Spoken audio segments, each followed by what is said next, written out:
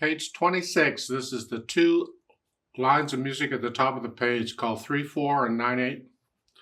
The idea is even though the time signatures are different, the feel is pretty close to the same.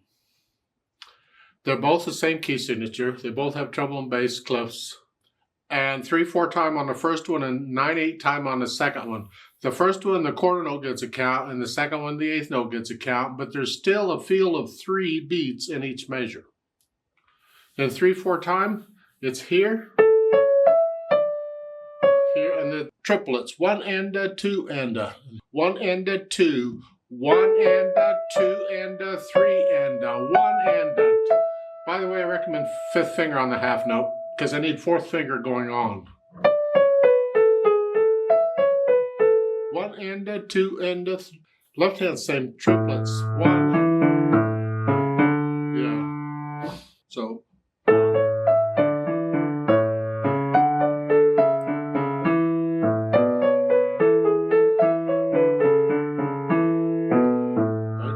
Well, the 9/8 is going to sound pretty much the same, except instead of triplets, they're eighth notes.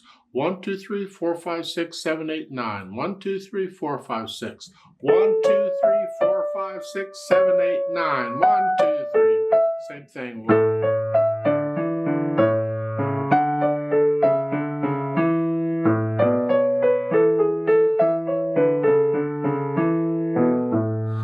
Now, as far as interpreting them, you can treat them a little differently.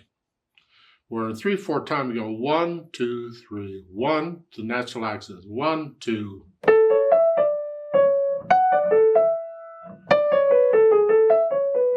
1, 2, 3.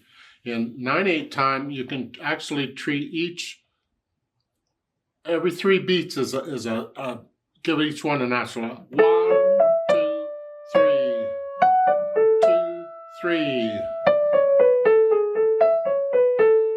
So it's interpretation. It's splitting hairs. It's just very subtle. You can play them both the same and get away with it just fine.